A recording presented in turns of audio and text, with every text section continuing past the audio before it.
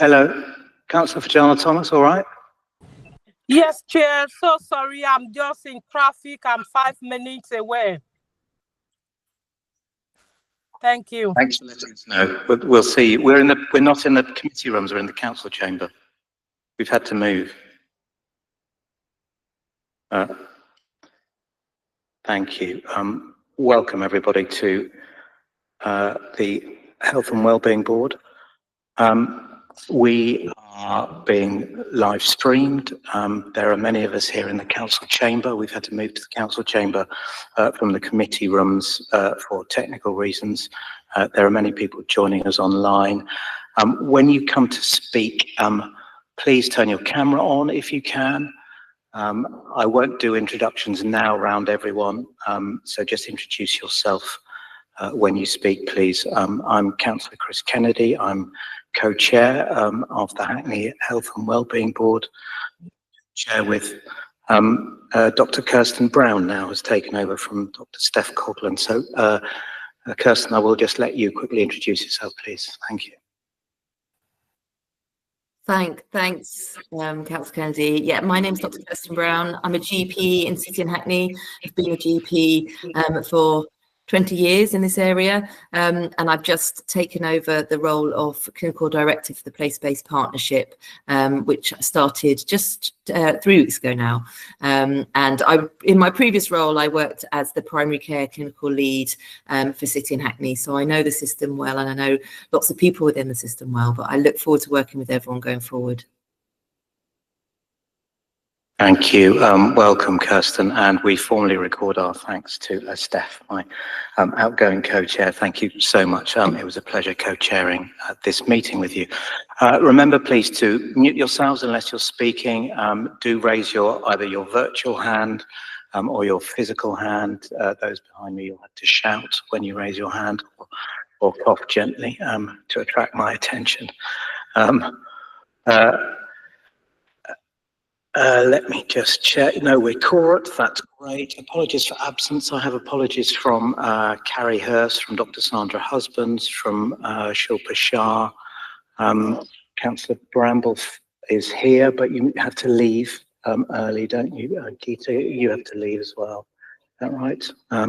So we note that, and please slip out when you can. Stay as long as you can. Any other apologies, Mark? Thank you. Any declarations of interest from anyone? Don't see any. Thank you. You have in your papers the draft minutes from our last meeting, Thursday the 23rd. Does anybody have any corrections to those? Anything they would like to add or change? No, thank you. We will agree those as a correct record. Questions from members of the public. We put the call out. We've not had notification of any questions. Thank you, which brings us to our first substantive item, which is community voice. I hope you've all had a chance to look at really inspiring Creating a Father-Friendly Borough paper that we have. I think, Sally, you're going to introduce Aaron, is that right? Over to you, Sally.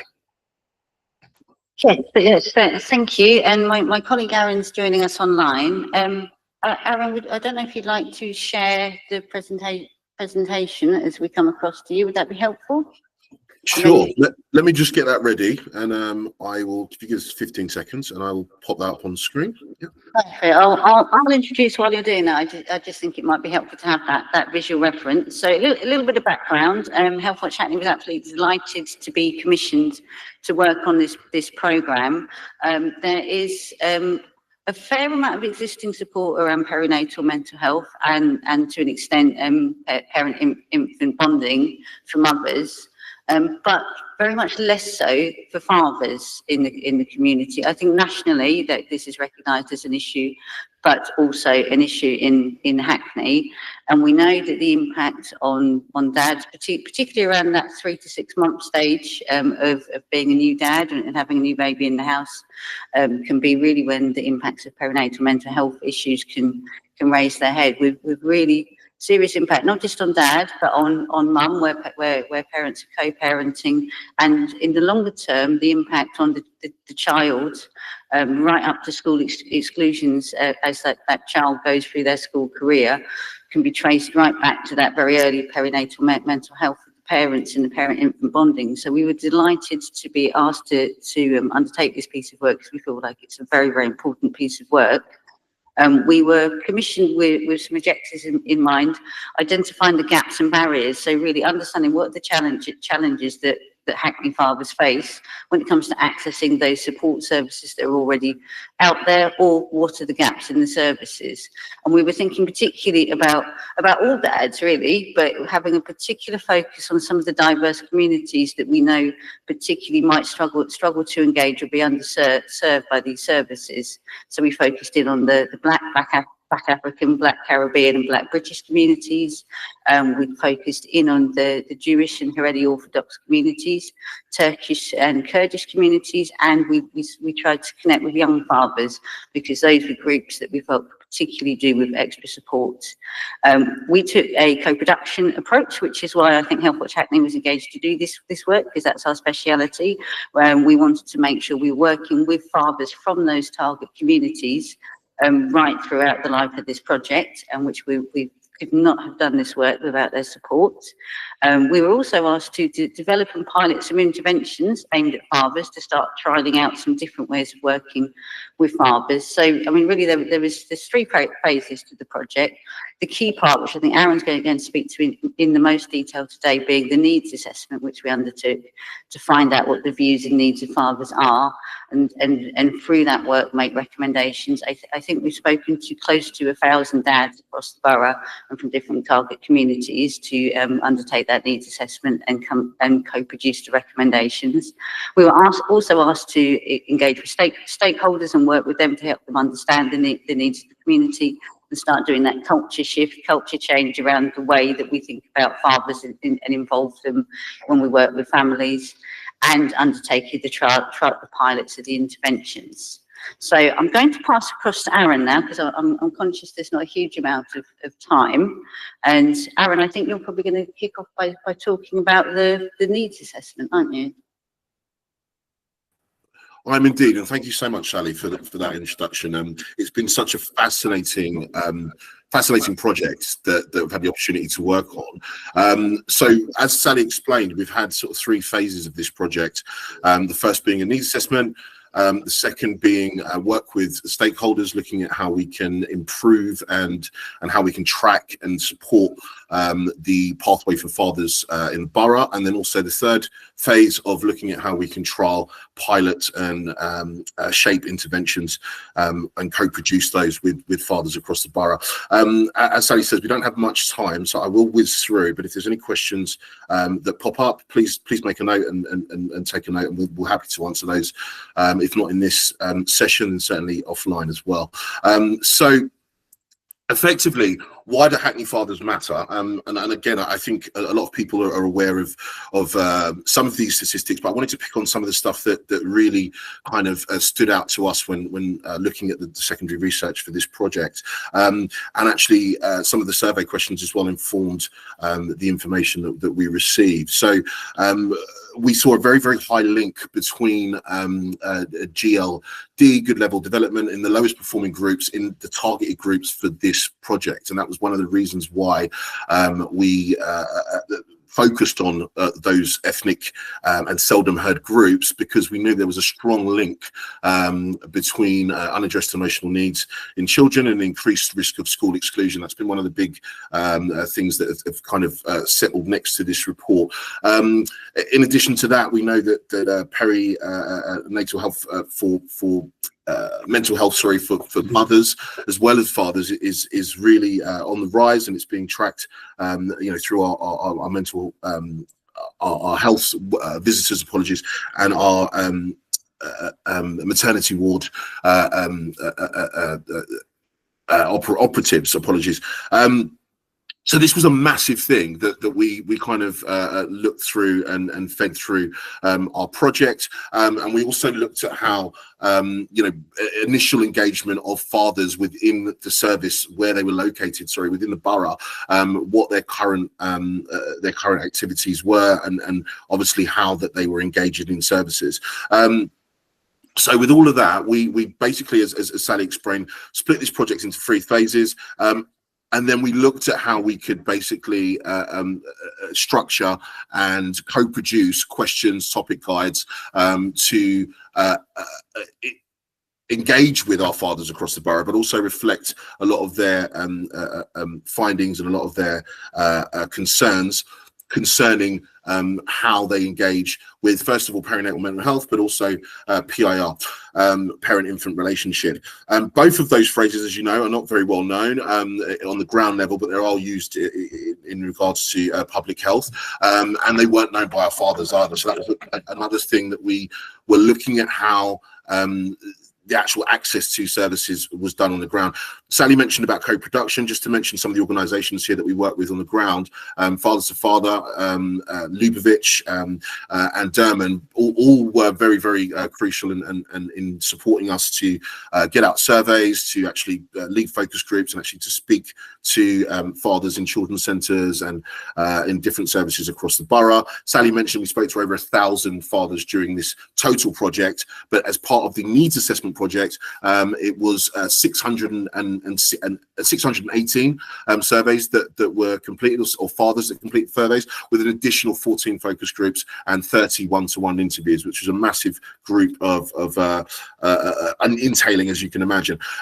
We also recruited experts by experience. These were fathers who had already lived in the borough and already engaged in services. We had 12 of these and 2 champions. The champions' work was a little bit more detailed and a little bit more involved. Our EBs did amazing things throughout this project in terms of co-production, but also in terms of sitting on tender boards, tender processes, and informing how commissioning was done, as well as looking at materials and design to ensure that we had the correct messaging for fathers who engaged with us. I won't spend too long on some of these slides, but again, explaining sort of how we put things together and the demographics of our survey. As Sally mentioned, we targeted particular groups: Black, Jewish, Turkish, and Kurdish, and as well as significant males, youth offenders, and people that were leaving care. So our ethnic representation was quite wide across the borough, with most of our work being done overrepresentatively with the Turkish, Jewish, and Black community as per our scope. A lot of the characteristics of these males, we were very, very fortunate to have a wide base of fathers who represented the lower IMD decimal for deprivation, showing us that we were really focusing on fathers who were atypical of Hackney residents.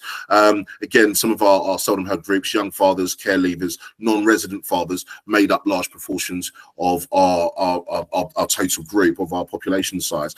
So let me just spend a couple of minutes just talking about some of the findings. I'm sure all of you guys would want to engage with that. And we found some of the atypical things that we'd expect, but some stuff as well that we weren't expecting. So we had things like non-resident fathers struggle with engagement. We had 12% of all of the fathers in our survey, in our main survey, who were non-resident. Non-resident meaning we're not living with their baby or with their child. 0 to 2, obviously the early years period, and as part of that, we felt as if that, we discovered as if that there were a large percentage of fathers who were Black, African, Caribbean, who were non-resident fathers, and this was sort of overrepresented in that demographic. We saw significant service access barriers, with 68% of fathers saying that flexible hours, evenings, weekends would improve access. We found a very, very low uptake of poor awareness of available services, with only 12% of fathers actually aware of specific or targeted father father services, whether that be parenting, whether that be mental health, whether that be around infant relationships. We discovered cultural barriers, again, with Turkish, Kurdish, Orthodox Jewish fathers who felt they were excluded from mainstream offerings. And also we found that there was a massive stigma among these groups, particularly with the Turkish and Kurdish groups, around males engaging in a traditional format, which again helps us and leads us to design services and implement services going forward. I'm aware of time, and I really want to stress around some of the different seldom heard groups and some of the findings from those. However, I think the key here to mention some little bits about stakeholders and what we got from them, and in terms of how that informed our overall recommendations. So from our stakeholders, we got really full feedback in regards to what they expected to see in their services, and what actually was going from a top-down sort of area. So lack of data of fathers and services. A lot of services did not collect data. They didn't actually record where the fathers actually were in the service, which we found really interesting in terms of, you know, how we can improve going forward.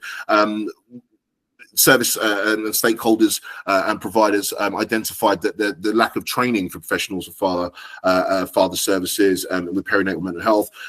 We identified the need for perhaps workers or a more specific direct targeting on the ground, something like a dad's worker or a father's advocate that could work with children's centres and family hubs to support some of the activities that were happening.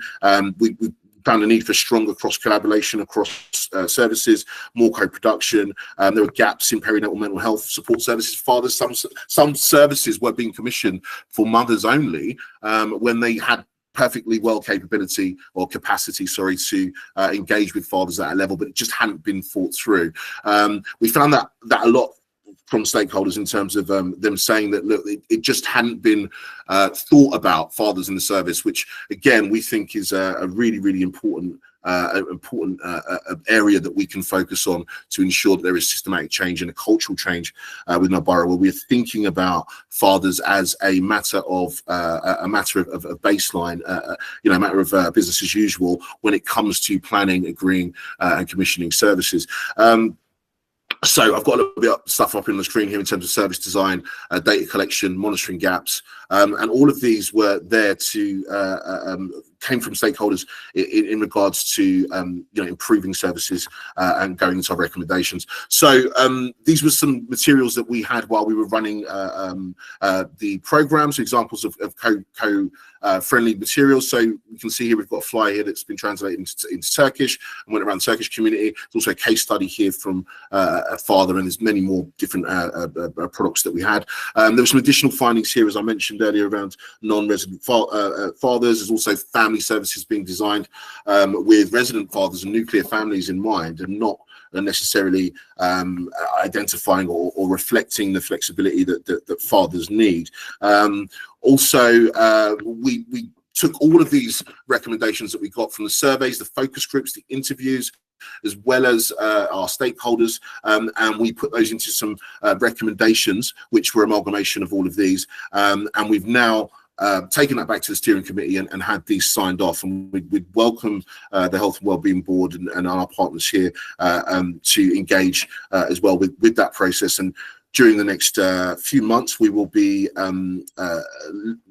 launching a sort of virtual hub where we can ensure that the findings from this report and the recommendations are being implemented, and we are supporting services to ensure that they are father friendly, because literally that's our goal, to make sure that fathers across the borough have a direct plug-in and pathway to support and access to mental health and parent-infant relationship services. So our main 4 recommendations that came out of this were to develop a father inclusive toolkit. This was part of and a charter, and this was part of recommendations from the fathers as well as our stakeholders in regards to how we can ensure that that services are father friendly, in regards to their language, in regards to materials, in regards to how they are talking about services, whether it's mentioned mother and baby, or whether it's mentioned family and child, whether services are ensuring that they're actually recording data as business as usual,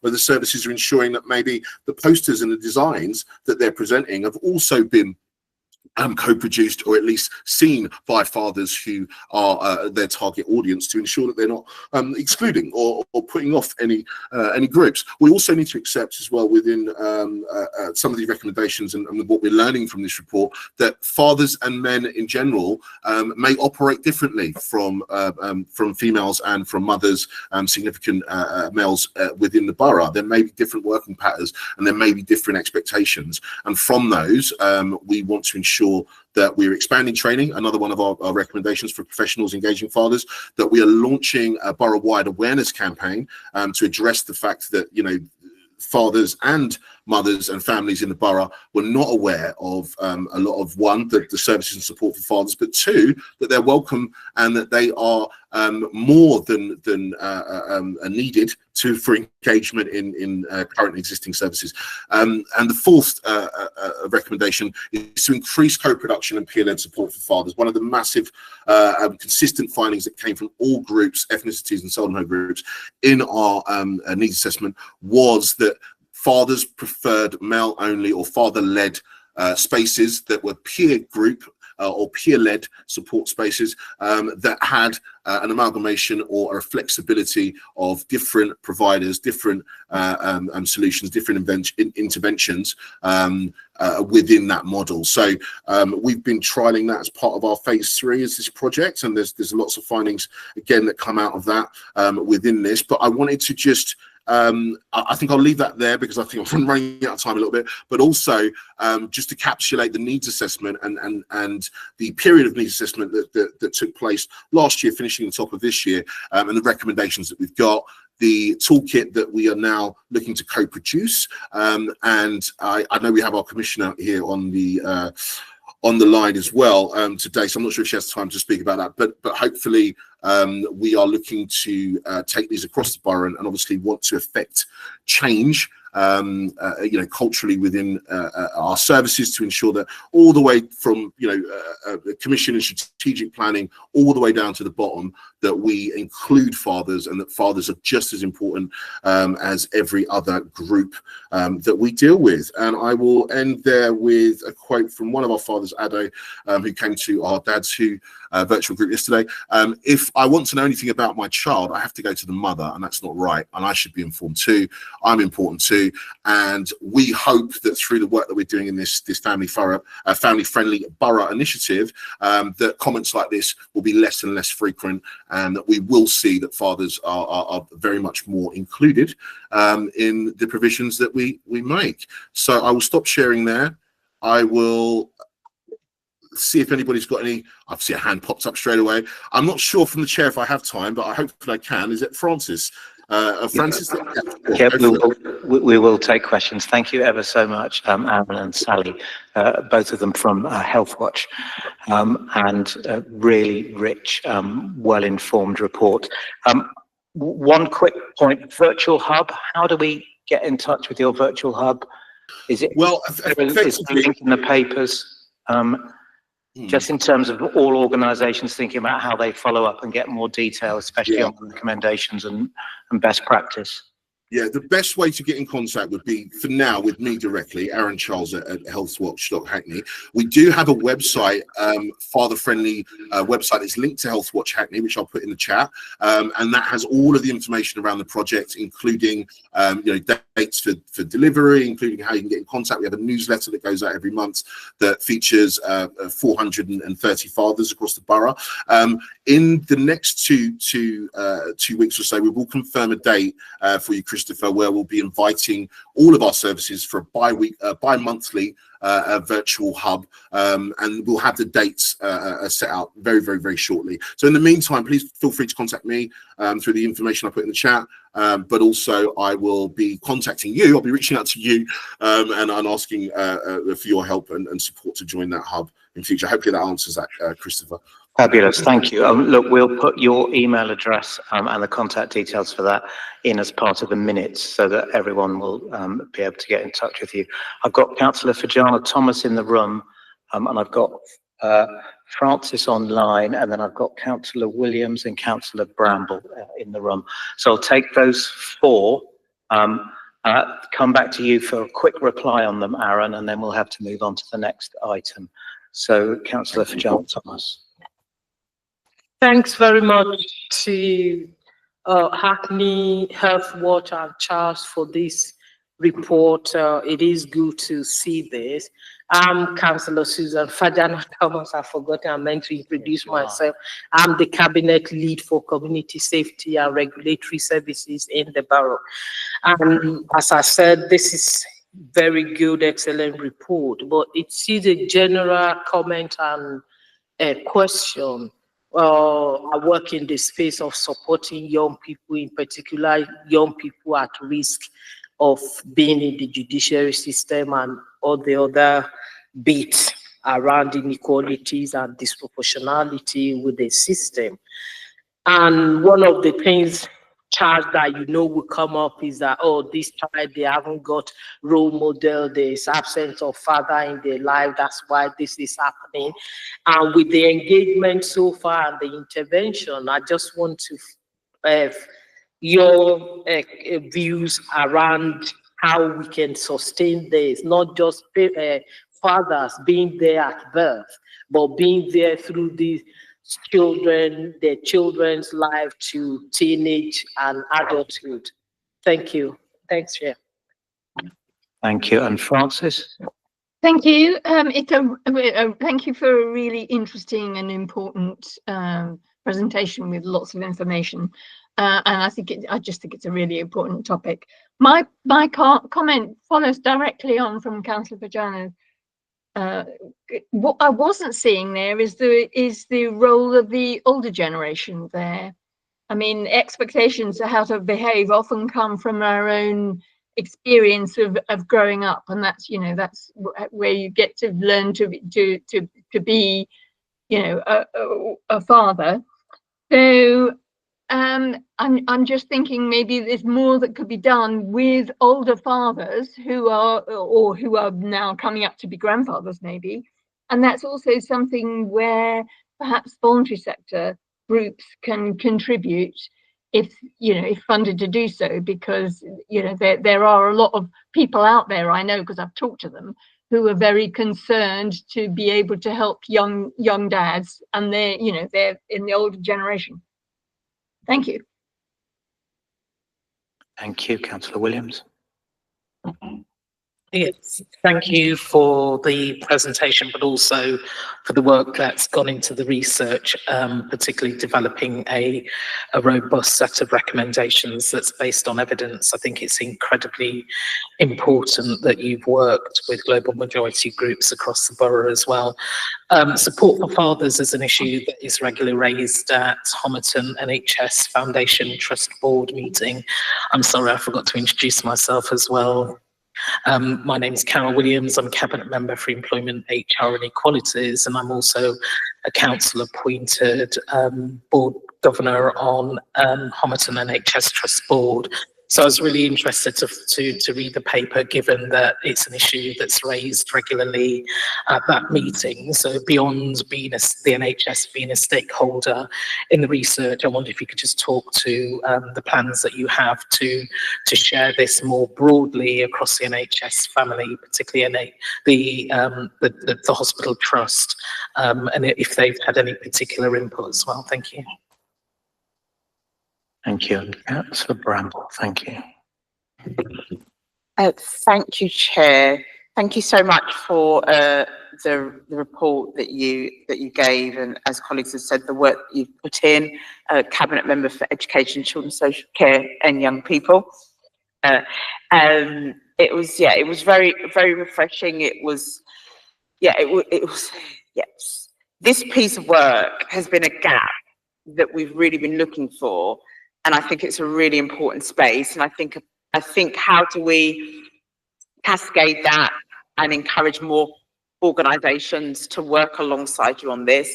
I was also curious to know, when I was looking at the paper, if there was a particular age group that was captured within this, and that do we need to focus on another age group to get them alongside? And also in terms of diaspora or ethnicity, was there a high population from any one group, and what can we learn? And were we underrepresented in another group, and what do we need to be able to reach out to them? But can I just again congratulate you and commend you on this brilliant piece of work. Thank you. Thank you, Aaron. So, role of fathers, children's lives, then grandparents, older parents, cascading out to the NHS, and then cascading wider, especially through educational establishments. Thanks. And Aaron, do you want me to jump in for any of these? Do let me know. I'm happy to pick any up as well. Thanks, Sally. I'll run through them quickly, and if you want to add anything, Sally, let me know. I'll take them in reverse order, just from as memory serves me. So, thank you so much for everybody's words and recognising how important this work is. So the gaps, like you said, there was a few gaps in terms of our scope, and obviously we were focusing on particular groups. You mentioned if there was a particular, responding to the last speaker, you mentioned if there was a particular age group or particular findings that came out. There was, in terms of we were overrepresented, I think, in the 35 to 55 gap, so 35 to 44 and then 45 to 55. That was again reflected in terms of the birth age slightly creeping up in terms of the wider average, but also in those particular groups having quite a young father, a medium age. So that was reflected in the report. What wasn't reflected, or what was outside our scope slightly, was we didn't have enough capacity or enough time to kind of focus on some of the other groups. So, for example, the Asian Bangladeshi group, we were only able to represent around 3 to 4% in this needs assessment. That should have been a lot larger and representing sort of 9 to 10% of the borough, but it wasn't one of the target groups that we initially had identified. And also, how do we bridge a lot of those gaps? It may be from doing follow-up work with the third sector, but also using our partners to inform us to do supplementary surveys and questionnaires and focus groups throughout the work that we'll be doing next year. So we do hope to capture some of those. Hopefully that touches on the bones of your question. And just responding to Carol, yes, Carol Williams, thank you so much for your question as well. We did work with our stakeholders, with our partners across the NHS, but also public health. But one of our interventions was actually a main part of trying to get voices from fathers was based in Homerton Hospital on Wednesday mornings. In fact, we actually did one yesterday. Coffee mornings, we've done 63, I think, so far. So we're there every Wednesday at the maternity ward, and that has really taught us about how to engage with fathers and what type of approaches that fathers want, and the best places to get them. Obviously, the earlier we can start the journey with engagement, the better. So our plans to further engage with Homerton Hospital Trust and others within the borough going forward will be to not just including that bi-monthly virtual, but also to look at how, when we have our volunteers and our experts, our EBEs, which goes into the previous question around older generation, we'll be looking to ensure that those links are made and kept between the trust, but also between the employees and the service providers on the ground. So that link will also go with a bi-monthly virtual with our EBEs, experts by opinions, our fathers, older fathers, who are not just have children from 0 to 2, but have also used services across the borough to help us inform the delivery of services, but also how we can recapture and re-engage fathers past that age, and obviously up to the start for life limits. So that runs me back all the way to the first question. Hopefully hopefully this helps. In terms of youth offenders, again, we did not have the capacity or the scope within this particular needs assessment to do a lot of the work that we wanted to do. So we were able to put out some surveys and we were able to include this group. However, we didn't have enough time to get down to working out how we can ensure that they're included in the longer service. I can see Angela wants to add something here. I would just say that we do have plans to include Prevent and the Prevent service within this delivery, and we're also including them as part of our wider targets, including trying to ensure that young offenders, people that are in the criminal justice system, aren't left out of these services, and they're actually, if we can get them before obviously their sentence, or if we can get them at probation or as part of those services, that's where we will target and ensure that they're brought into the EBE process of co-production so that their voices are heard. Sorry, I'll just hopefully that helps lighten everyone's questions. If I haven't done so, please feel free to reach out to me to get some more detail on that, and I'll pass over to Angela if you want to add any little bits to that. Thank you. Great, thank you, Angela.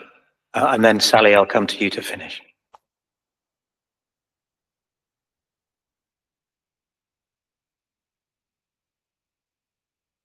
Angela, you haven't unmuted. If you think you have, we can't hear you.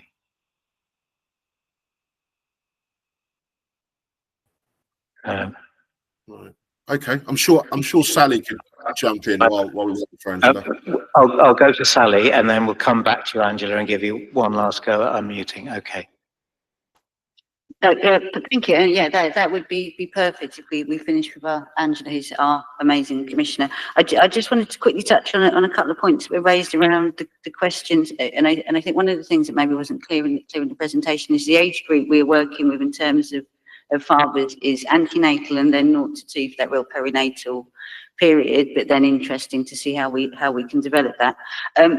The comment about absent fathers is something that we're really interested in developing as we go forwards into the next year of working on this project. One of the key issues, particularly around young absent fathers, is data. When we've spoken to both youth offending teams and to carers and care leavers, the professionals we spoke to said they don't know who the young dads are, because actually these young men don't identify themselves primarily as dads. They don't maybe see their babies or have any contact with their babies. So that first step is making sure we're collecting the data to know who the dads are.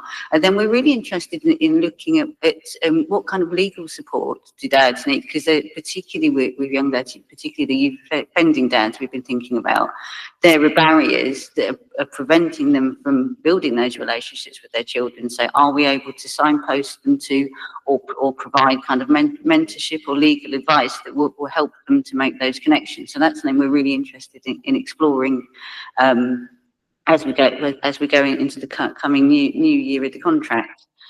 Really quickly, that mentioned about older parents, particularly we're building kind of peer-to-peer dad circles, and what we've been looking at and starting to work on is that our lived experience dads lead those circles. Often are older dads who've been through these experiences themselves, but actually they're out of that sleepless nights and nappies part, and they're able to run those dad circles and mentor and work with the dads that are in it at that moment. And we think that that's a really nice way of kind of passing that baton and sharing that information. And very last comment, because I'm conscious of time. You asked about how we've been working with the hospital. One of our strongest partners has been the maternity unit at Homerton Hospital, and we're really excited to keep working with them. One of the nice things about going forward into the next year is Health Watch Hackney is also kind of holds and works with the Maternity Voice Partnership at Homerton. So we're looking at how we can work with the Maternity Voice Partnership, which is lived experience, patient and resident voice, and develop almost like the dad's arm of the Maternity Voice Partnership. We think that could be a really exciting way of moving this forward. I'll stop there because I don't want to take any more time up, but it would be great if Angela would like to say 1 or 2 words as our amazing commissioner for this project. Give it a go, Angela.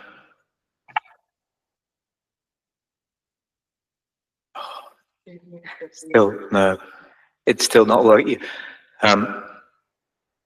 We might have to just say, please, we'll pop it in the minutes, or we'll put a link to it. Really rich and interesting work. Thank you ever so much, Sally and Aaron. That brings us to item 7, which is the Traveller Health Matters report, and we've got Angie and Louis here with us in the chamber. I don't know who's kicking off. Okay, brilliant.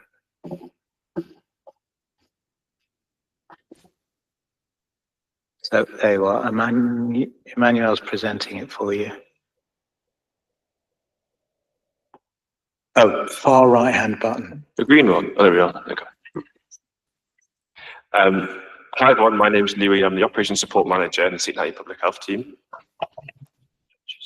I'm Angie Emerson, and I am the Traveller Manager for Hackney Council, based within Housing Services.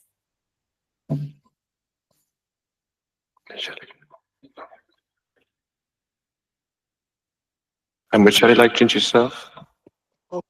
Sorry, apologies. Hi, I'm Shelley Eugene. I supported the project and led the delivery. Thanks, Shelley. So we're here today to discuss a collaborative work that took place with the NHS, Housing and Public Health to improve access to services for travellers in Hackney. We want to make the board aware of the work that took place between November 23 and March of last year, and the subsequent report that was produced. We're not going to go through the report in detail today, but we will share with the board why we think this work should continue. We have some recommendations for the board as well, how we could progress. We'd also like the board's input on how to shape the project. Next slide. Oh, no, that's good, thanks. So a bit of background. So the NHS Vaccinations and Screening team provided £20,000 inequality funding for 6 months until March of 24. The money was obviously for immunisations and screenings. We're focused on childhood immunisations, but the Housing Service matched the funds to extend the project to 1 year. There are also problems with short-term funding in that it is unsustainable, and I think that sustained resources being delivered to a community and then being pulled out of a short-term can actually erode trust in the long run. But we were thankful that the funding allowed us to develop the pilot. Next slide, please. So there's some context as to why we're here. Travellers are a protected race under the Equalities Act 2010, but they continue to face discrimination contributing to inequalities. That's from the UK House of Commons. Next slide, please.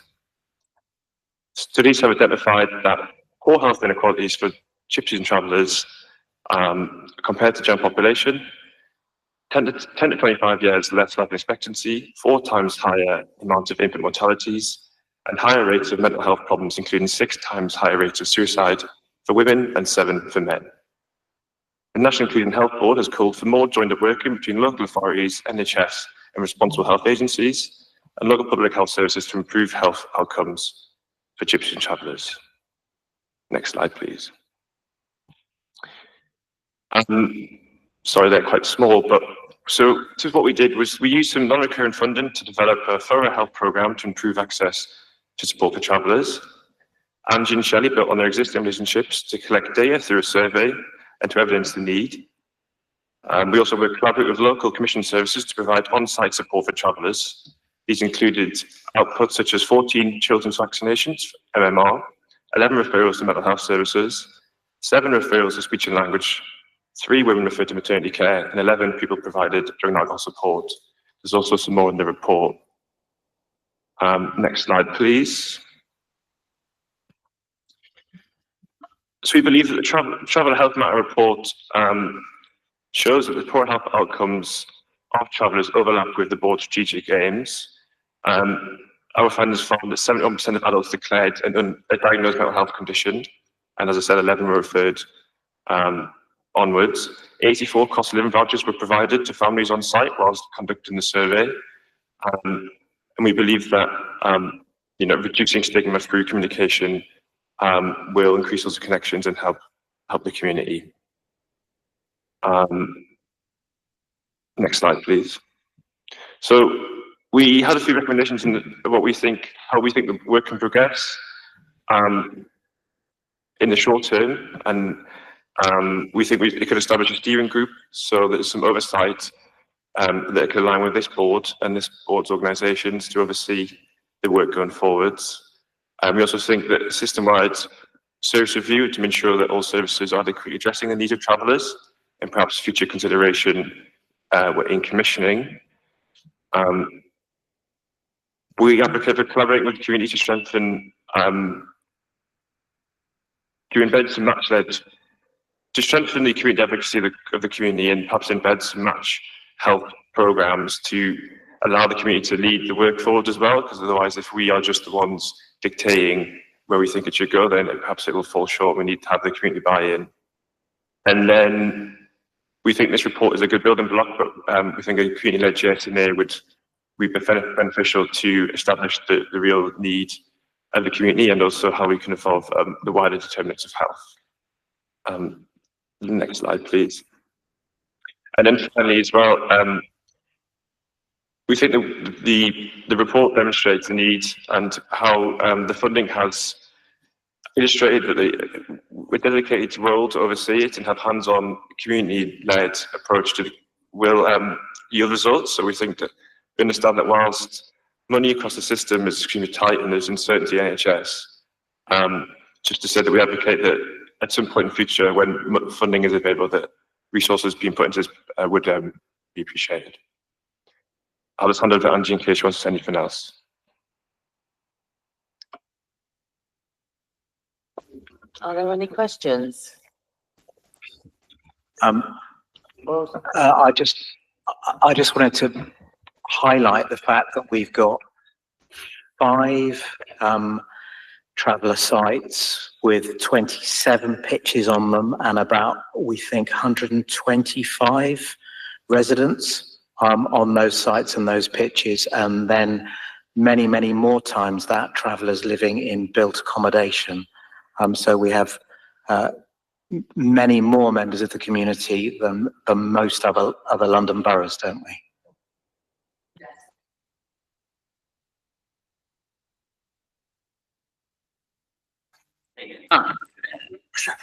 So yeah, we kind of estimate that there's probably about 800 families that we know if we add all the numbers together from health, education and housing, but the group is quite invisible as well. Twice a year there is a caravan count with DCLG, but that counts caravans and not people. We also do have unauthorised encampments in the borough, which we manage, and we do have to do welfare assessments on those encampments as well. So I've worked with travellers for a very long time now and worked within the council since 2007.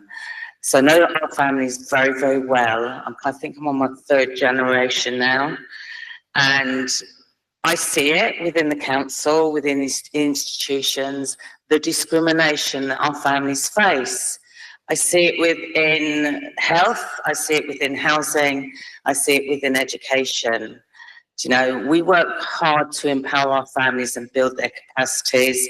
We take a community development approach to the work, and we care about our families, and we want to invest in our work with our families. So I am based on sites, my office is on sites, and I regularly am on sites, across sites. So we do have the largest number of travellers, and I won't forget Roma gypsies as well in the borough, live in housing, private and social housing. So we are in touch with them as well. And our role is really supporting them when they're coming up against barriers. And we will challenge institution and officers if we have to. You know, they are a forgotten group in policies and strategies, not just in Hackney, but in most boroughs. In fact, Hackney's probably one of the better boroughs because you have the traveller service in Hackney. We share our good practice with other boroughs all across London, you know, and we have presented at conferences and offered training. And I work closely with Shelley, who's been a godsend, honestly, on this project. She has clinical background.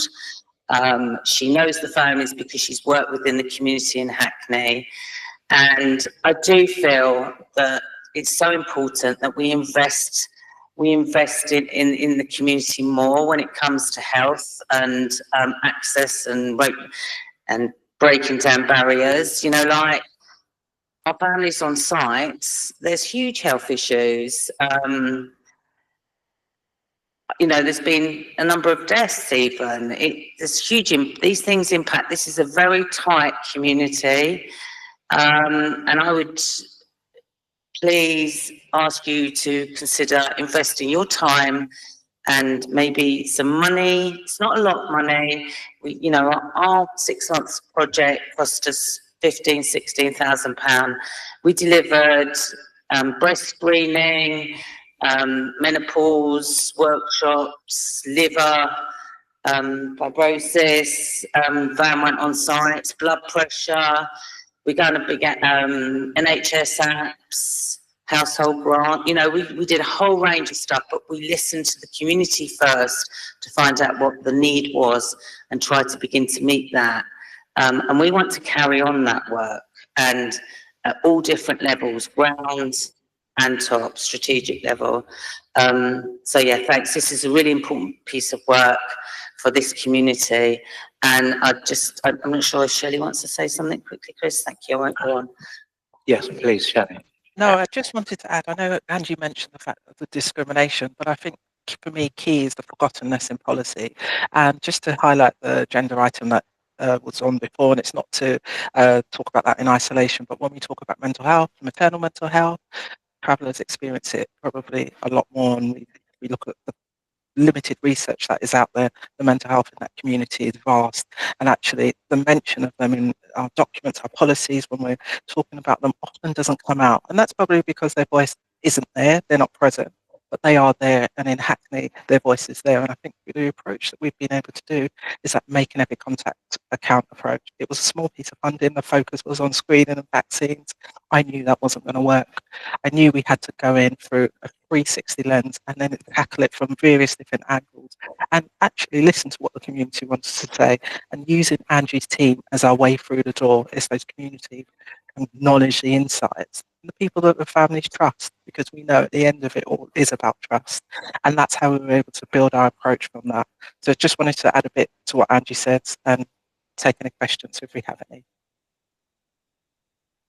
Shelley, thank you, and thanks guys in the room. So I'll go online first to Francis and Aaron, and then in the room I've got Councillor Fajana Thomas and Deputy Mayor Bramble. So Francis, thank you. Thank you. This is obviously a really challenging group to work with, and a lot of the issues seems to be around accessing services for various reasons. So I mean, I may have missed this, and you may be doing this already, but it seemed to me that actually taking services out to where people are. So, for example, having a GP surgery, you know, every Tuesday morning, for example, maybe the way may be a much more appropriate way to take this forward, rather than expecting people to access existing services and existing in buildings. Thank you. We'll take all four, and then we'll come back for comment, Aaron. Oh, brilliant. Hey guys, amazing work that you guys are doing. I know that when I joined the Father Friendly Project a little bit into June last year, they'd already kind of worked with you a little bit to sort of identify travellers and identify this group. I know that you had it there in your report in terms of some recommendations. What can services like Healthwatch or other sort of peer services do to support some of the work you're doing? Now, obviously we know that your group you work with are very migratory, and you know, sometimes they're in the borough, sometimes they're out, sometimes they can be located in different places. And as part of our capacity, we weren't able to engage as much as we'd liked with the community. And I think you possibly mentioned it already in your presentation, so you can probably wrap it up into the other questions there in terms of how best do we go around engaging. I think your colleague there also mentioned, you know, that we really need to think about this group when we're looking at provision and how it may work differently with them. So just to say thanks again, brilliant presentation. Cheers. Thank you. Councillor Fajana Thomas. Thanks, Chair. Thanks, Louis, and thanks, Angie, for the presentation and for the work you were doing around our travellers and the Gypsy Roma communities. And I just want to, this is not from this report, but I've read, I think it was a national report around the travelers community and accessibility to GP, whether as part of this, whether there is any, whether you have any information about with the travelers registering with GP. I know this is about taking that service to them, but in terms of being accessible, do we have any data around that in the borough, whether these travelers community are registered, they can easily either get to A&E or get to the GP when the needs arises? Thank you. And Deputy Mayor Bramble. Thank you, Chair. I was looking at the report, and it's good to see how successful it has been. And I just think there's an opportunity to reflect, given we have such a high proportion of a large traveller community here in Hackney. And in terms of health and wellbeing, I know that Hackney Education is working with our colleagues to think about how we can improve that. I mean, we talked about hard to reach. Are people hard to reach, or do we just not reach them in the right way? I really grapple with that. And I think sometimes when we say hard to reach is because we get so insular in the way that we do things and we deliver things that we expect people, although we have the ideology that we are doing things differently, but in effect we use the same tools and the same principles and expect it to have yield a different result. So I'm keen to understand what we understand and identify those barriers, and keen to understand how we're working differently to overcome those barriers, and if we're indeed including the service users around what those barriers are for them, so we can dismantle them. Because it's really, really important that with such a large community, we need to be forward leading in this to help other communities that have a smaller amount of travellers to be able to improve the health outcomes for our children and young people, and indeed their families as well. Thank you. Thank you. Yeah, you need to do some myth busting now. So, Sorry, Miss. Can I just answer your question first? Because so the whole hard reach thing, I remember sending out invitations to training and getting messages back. We don't have travellers use our project, so we don't need this training. So I was like, well, if you don't have travellers using the project, shouldn't you be concerned? Shouldn't you have the training? Obviously your service isn't accessible probably to train, and you know, so it's that kind of thing that we're dealing with all the time. The whole thing about the hard to reach group, or you know, we didn't work in a way where we were saying, right, we're going to do this project or this event this week. We went out, we asked the community what the need was, what the thoughts were, and we delivered what they wanted. Those kind of things where you're delivering events, they don't work. With no one attends. It's like, unless there's lots of freebies or something. But so it really, and so the events we delivered, we worked with mainly the women, you know, in delivering those events. You know, like the whole thing around breast screening and menopause. That's something that's not really talked about openly, if you like. We took the lid off it, and it was a brilliant session, really, really good session. People wanted more information. So it was really just finding out what people wanted and delivering those projects. But I am pretty tired of listening to people saying travellers don't use our services, so we don't need to consider them or know about who they are. So that's the kind of my take on what you're saying, your questions. Also, the whole thing is, I have to disagree that I don't find the group challenging at all. I'd much, you know, I'm based on traveller site. Maybe it's just because I've been around travellers for so very long and I know the families really well.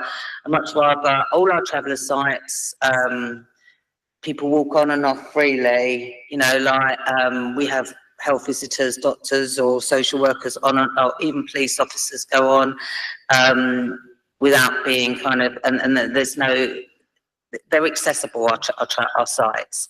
They're not no-go areas. They are totally accessible. The challenge to me is not from the community, it's from outside the community. I mean, I have to say the biggest one is we need another site, but will we ever get one? I don't know. Do we have the right backing? I don't know. Do we have any money? I don't know. Is anyone pushing for it? Yes, but are they the right people? I don't know. So it's like there are lots of challenges, and there are lots of people who just, you mention the word travellers too, and they're like, oh no, please.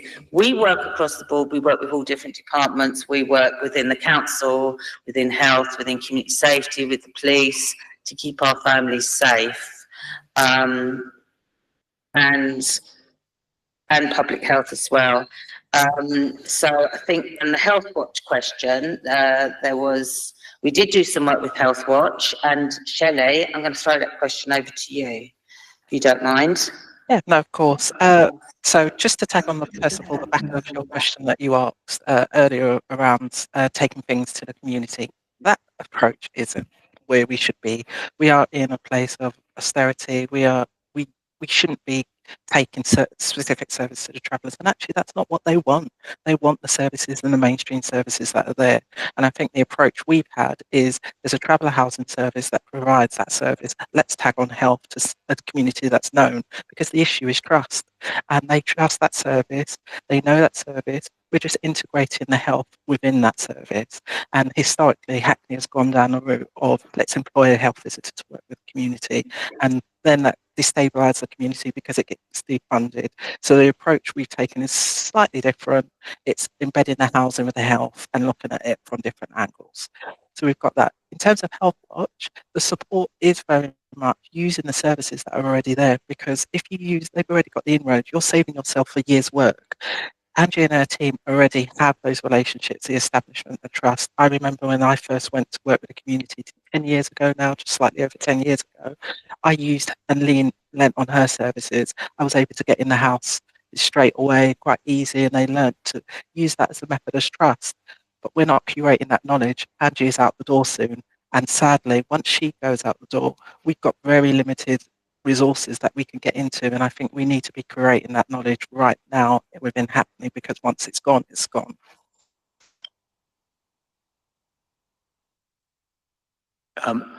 In the report, it's quite clear that most people seem to be registered with a GP, but actually you did a bit of work about encouraging people to go to the pharmacy first. Yeah, going to pharmacies first, also using the NHS app.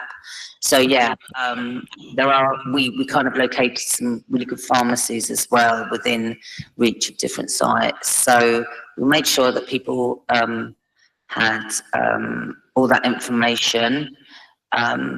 Good communication is essential. And sorry, just to add to that, that's usually what the literature does say is around they can't access GPs. We don't have that problem in Hackney. We'd say most of them are registered. The problem we do have, they're not coded correctly, often because they don't want to be known as a traveller, or they don't want people to see their gypsy, so they'll just put white cover. So we don't know the accurate number. That's a challenge. But generally, they're inappropriate use of services. That's definitely an issue, and that's why we directed to the pharmacy first. The NHS app actually was a really good thing to put them in control of their own health, and that seemed to be something that they did like. And I think Andy's continued with that with the team, so that's something we would want to reinforce going forward if the project wants to continue. So the ask you'd like us to make is that part of a match funding project. So that sits with Director of Public Health and NHS Nell, is that right? Yeah. It's the health inequalities money, yeah. Yes, please do, go for it.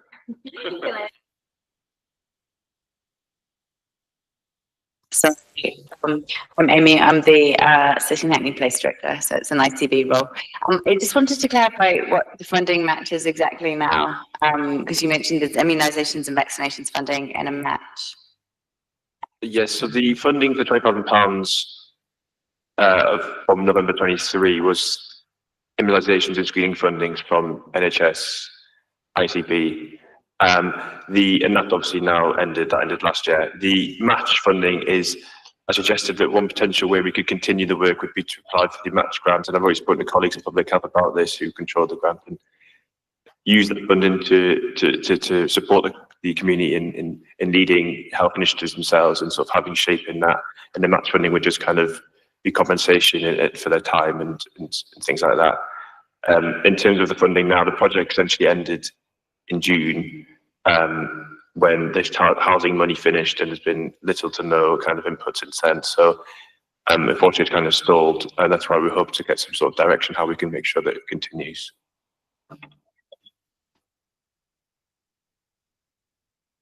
I guess that's something we take back to our conversations with Dr. Husbands when we get the chance, and this wider system. Yeah, thank you for that. That's helpful. I think there's a bit about how do we embed what you've learned into some of the services that we have, and then also how can we support you to take forward some of it too. So yep, let's pick that up. Yep, thank you, Steph. This is the last question, and then we must move on to our next item. Thank you. Yeah, thanks. Hi, I'm Stephanie. I'm the Chief Partnership and Place Officer at the Homerton, and I'm a GP. My question was just one lens that I couldn't quite see. First of all, the work is amazing. Second of all, couldn't quite see then the kind of neighbourhood, how does the neighbourhood lens or the neighbourhood way of working, how could we overlay that on this work? Thinking around geography of the sites, thinking about the work that's happening in different areas, which links into the point that Shelley made around connecting people into the services that already exist in the areas where they live. So it was just not necessarily for you to come back on, but just to think about if we are exploring more match funding or other ways of funding, I think it might be helpful to put a bit of a neighbourhoods lens to the work going forwards.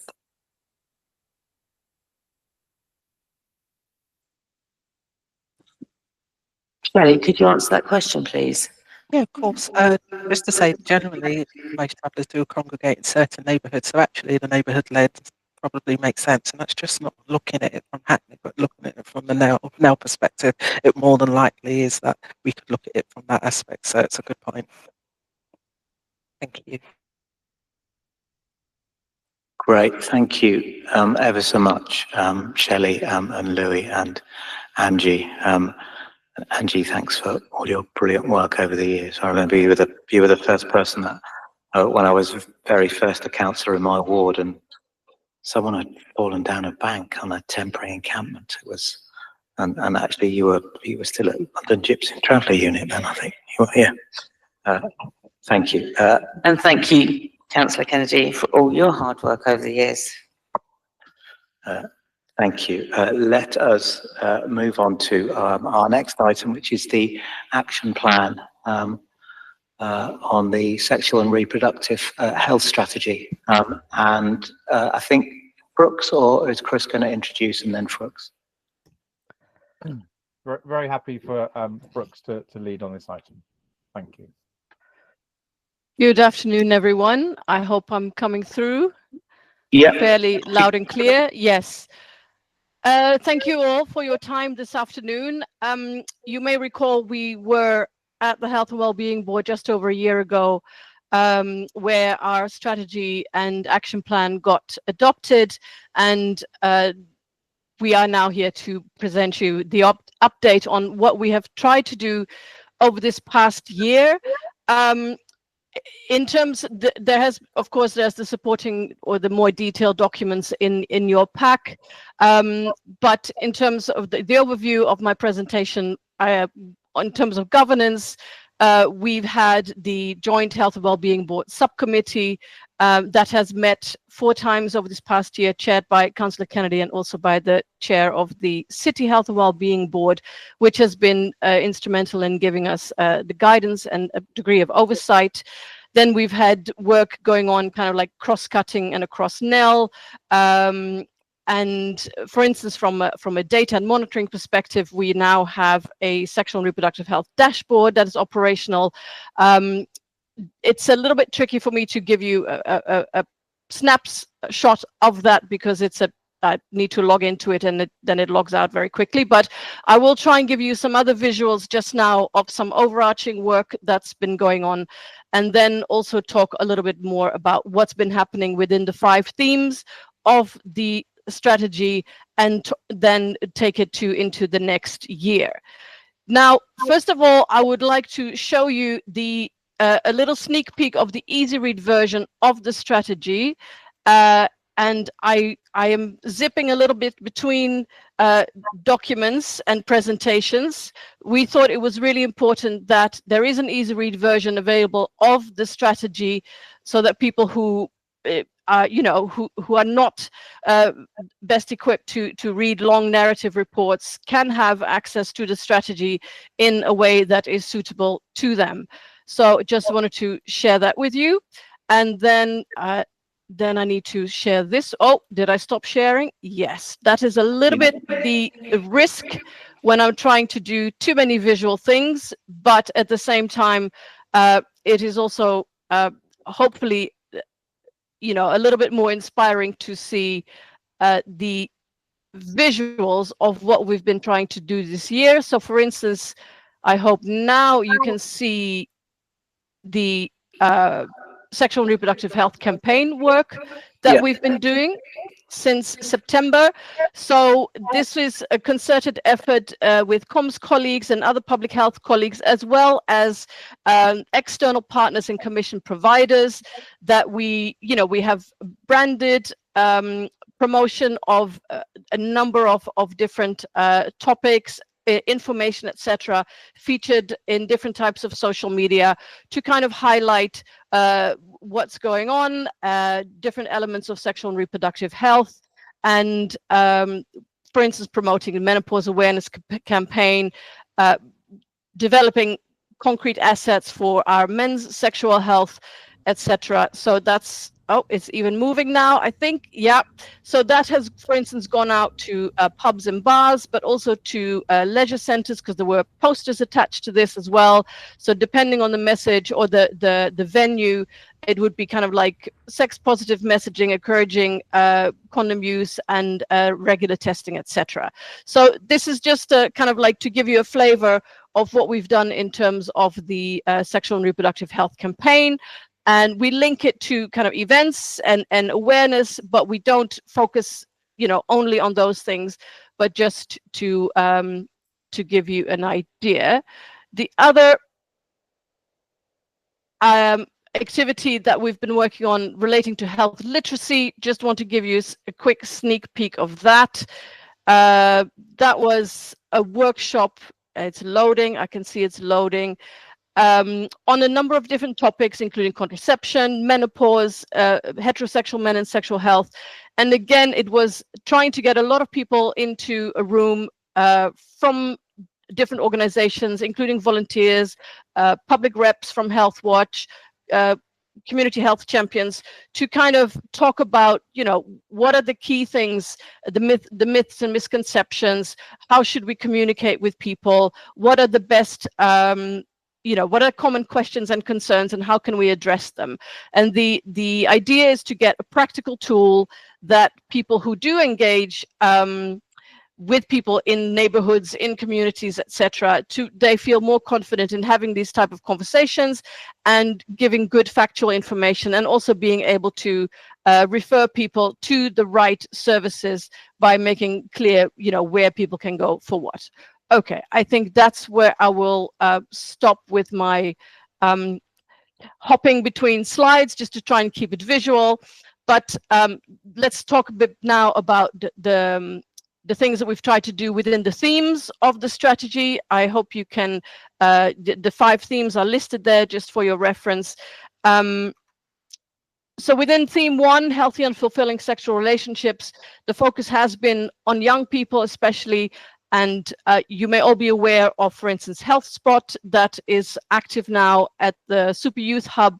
And on every Tuesday, there's a walk-in clinic for young people. They can also make appointments, which many of them say it feels comfortable, feels welcoming, and it makes a difference from the slightly more clinical aspect of an actual sexual health clinic.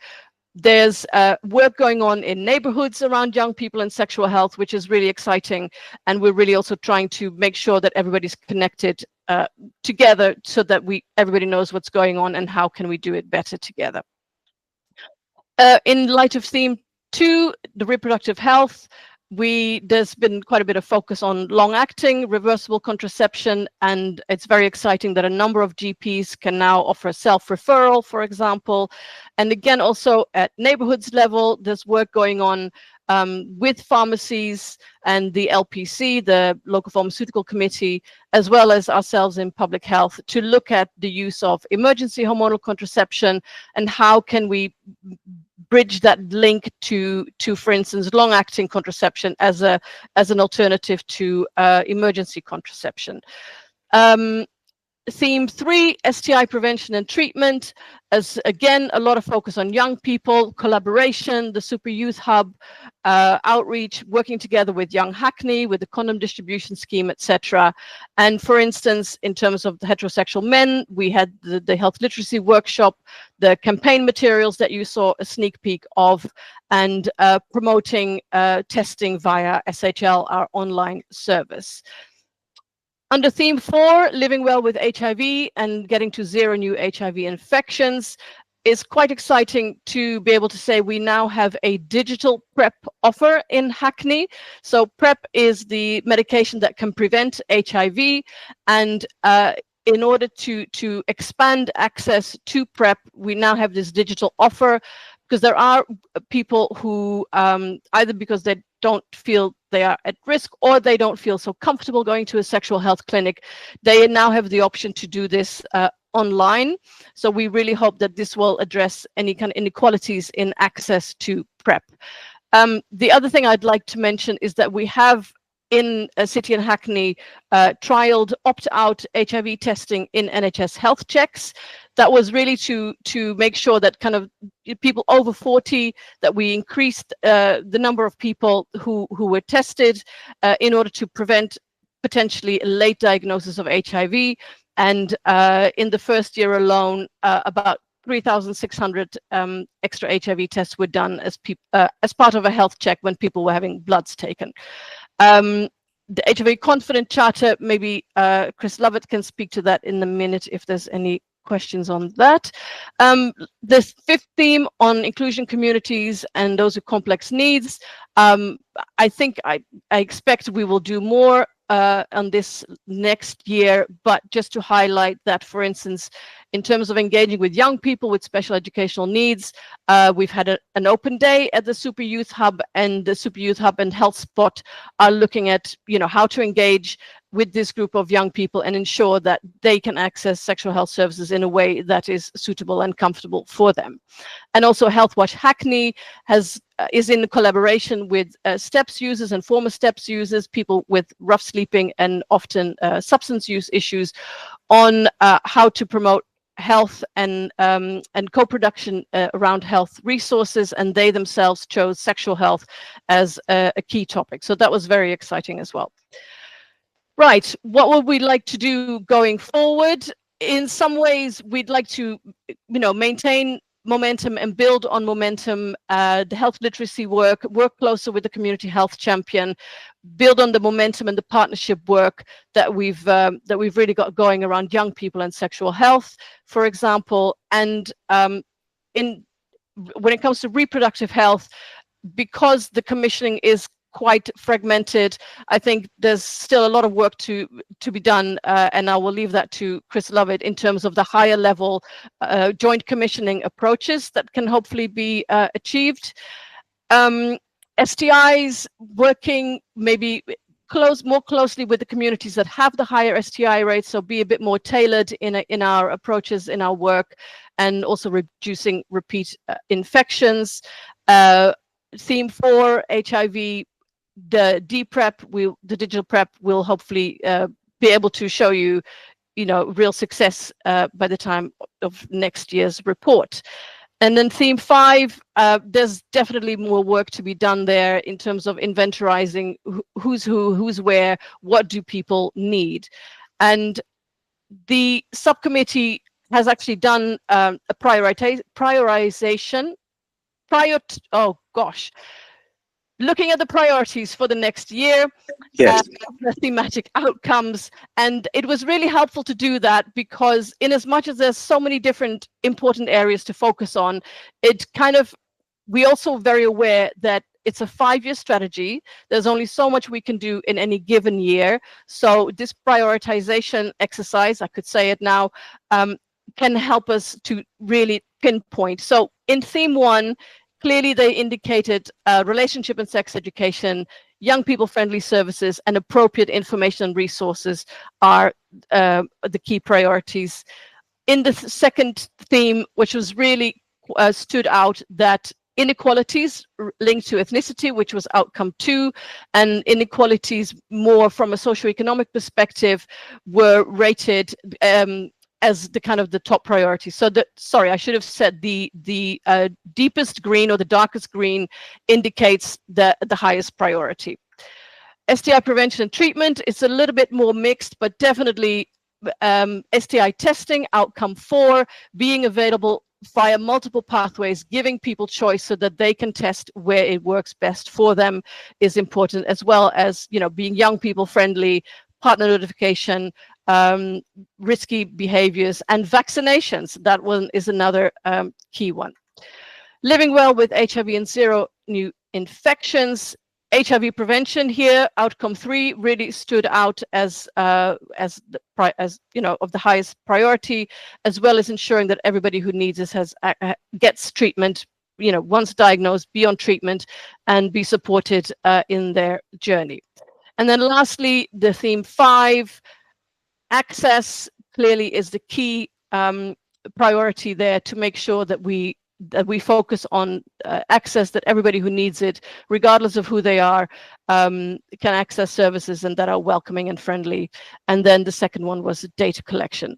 So that can help us all, and me also, when I'm preparing a refreshed action plan for 25-26. And I will again try to prepare subsets through delivery plans for all the key partners across the system. So that is my update for today, and I will stop sharing now, and I hope I haven't fully bombarded you too much with facts and figures and priorities. No, Brooks, that was great. Thanks. That whistle-stop tour through everything. And in our papers, you've got to click through, so you can click through into the action plan. And if there's any specific area and who's delivering what on any one of those priorities, you can actually find the lead organisation and the named lead officer and where we are, and actually see whether it's that particular strand of that priority is dormant, whether it's something we feel we've done, whether it's something that's in train at the moment. So you've got a lot more detail if you click through on it. Chris, did you very quickly, in fact, please, Chris, can you quickly say something about HIV Confident Charter, please? So this is an initiative by the National AIDS Trust to encourage organisations to undertake some baseline training, so a baseline survey, and then some training to ensure that organisations are confident in having staff who are living with HIV and also providing services to people who are living with HIV. So it was one of the areas that we did include in the strategy, and the Health and Wellbeing Board signed up for that, both across City and Hackney. So the Homerton have taken this forward. Barts, interestingly, were one of the first NHS organisations in the country to become an HIV Confident Charter signature. The Homerton have confirmed that they're moving forward with this. In terms of Hackney Council, we're still trying to work out exactly where it's going to sit within which department. But I think, Councillor Kennedy, you've indicated, as well as other councillors, this should be a priority for the council to work on. So I think we will be able to unstick this and then be able to formally confirm that we are going to be working towards becoming an HIV Confident Charter. We're not quite there yet. And then I think there is further work in relation to some of our NHS organisations, because I think the next round the National AIDS Trust are working on will be working with community pharmacies and GP practices and others. So that will also be an opportunity for us to ensure that they're also able to be HIV confident charter organisations. If I could just give one further strategic update, if that's okay. So the North East London Integrated Care Board should on the 26th of March be considering the strategy as well. So all of the North East London Health and Wellbeing boards signed up. So this is one of the a really good example of each local authority and each NHS local partnership with Health Watch and voluntary sector as well, taking a very similar approach. So if subject to the ICB board not being completely distracted by NHS England announcements, we are hoping that we're going to get a commitment from the ICB to be looking to join up the other parts of the services, such as fertility services, termination services, and the HIV treatment services, which since 2013 have been commissioned in different places. But that may also lead to, we hope, to having a strategic board for sexual reproductive health and HIV at the North East London level, and that will be one of the first ICBs in London to have adopted a strategy and moved in that direction. Thank you. That's great news. Thank you. Yes, I'll bring in Councillor Williams first on HIV Confident Charter, and then I'll come online to Dr. Brown. Thank you, Councillor Kennedy. So I have had a meeting with Sandra Farquharson, who's our Director of HR, about signing the HIV Charter. I will follow up on that. There is no reason why we can't sign it. So I'll just make sure that we've got an update for you as soon as possible. While I've got the mic, can I just ask a follow-up question specifically? By the way, thank you very much for all the work that's gone into the strategy. Really glad to see the positive sexual health approach and the inclusion of young people with special educational needs and disabilities. I really just wanted to ask a comment around the LGBTQI community much more broadly, specifically trans men and lesbian women. And I hear your comment on what you can focus on and how much you can focus on at any given time, but it would be really good to see some further work in the future, specifically, as I say, sexual health for trans men and lesbian women, and where we can focus to ensure that they have access to positive sexual health services. Thank you, and I'll go straight to Dr. Brown now. Thank you very much, and thank you for the presentation. I just wanted, it was a further comment regarding the HIV Confident Charter. I just wanted to make people aware that we have a GP enhanced service contract which used to be called the CCE contract. If going forward, we hope it's going to be called the GP Quality and Engagement Contract, because that basically is what it's about. As part of that, this year, we are asking all GP practices to sign up to this. In City and Hackney. So please liaise with Helen Goodrum, who's the Director of Primary Care for City and Hackney, regarding this. But it's just wanted to highlight that to everyone. That's great, thank you. I've got one more comment in the room and then I'll come back to you, Brooks. So Councillor Fijiana Thomas.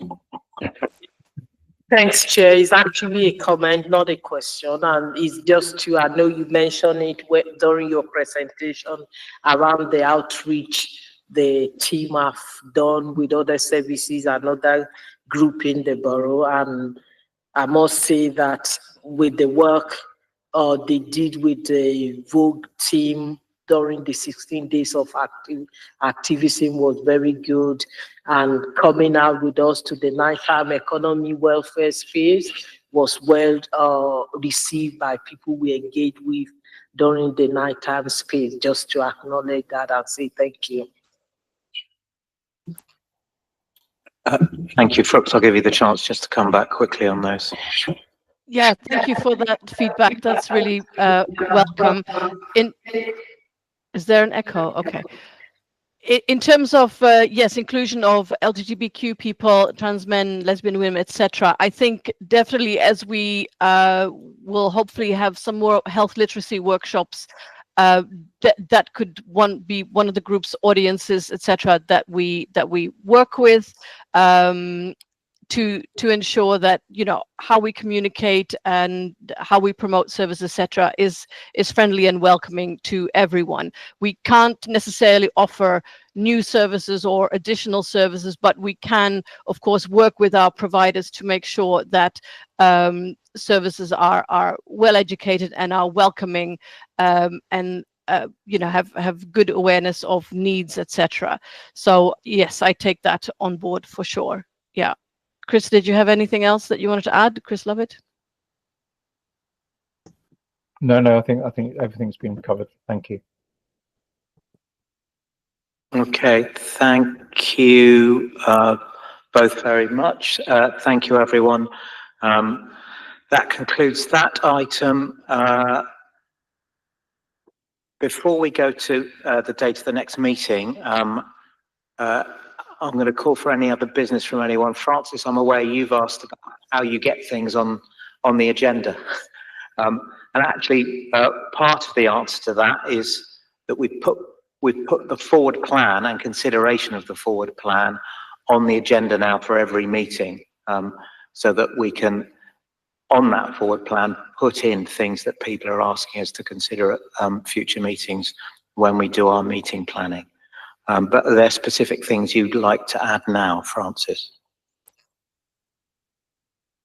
I suggested a couple of. I've written to several people after the last Health and Wellbeing Board, requesting a couple of items to be put on the agenda. And to be honest, I didn't receive the courtesy of an acknowledgement, let alone a reply to either of my requests, which is why I'm asking it now. So, I mean, the issues I was talking about was the falls prevention service. That was one of them. The other one was there's a new government document about neighbourhood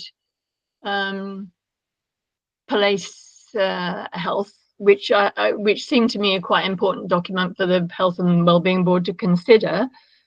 And then the third one is last summer, there was a review of the function of the Health and Wellbeing Boards, and the report and the recommendations of that review were brought to a Health and Wellbeing Board meeting in the autumn. So it would be helpful to know what changes are envisaged to the board as a result of that review and the recommendations, and how will they be decided upon, really? Thank you. So I can forward you that Dr. Husbands has done a definitive final reply on the falls prevention service, because it's been raised in so many places, and I'm sorry you weren't copied into that. And actually, I'm sorry, I think I may have been one of the people who failed to reply to you when you asked further questions about that, so my apologies. If you can dig out the specific document that you're talking about neighbourhood place, then we'll put that up for consideration in the forward plan sheet that we have. I did send it to you. Okay, let me go back in and dig through my emails, sorry. And then the recommendations we talked through at one of our meetings and decided, so the fact that the forward plan is here and will always be discussed, and we can always have this conversation at the end of the meeting, is one of the changes we've made. Another one of the changes we've made was that we didn't like meeting in here and we were going to meet in the committee room. But the tech let us down today, which is why we're back here.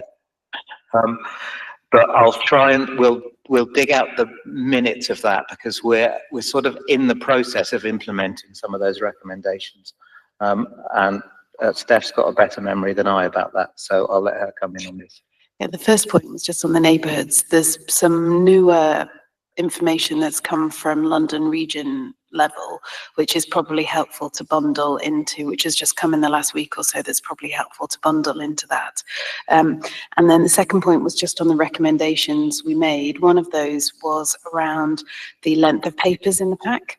And there's probably a bit of work we could go back round the loop and do, because 180-page pack is very difficult to digest. So I think those were some of the key recommendations we have already implemented. But I think that was probably one that we thought that was a more possible one to do quite quickly, that I think we do need to go back and review.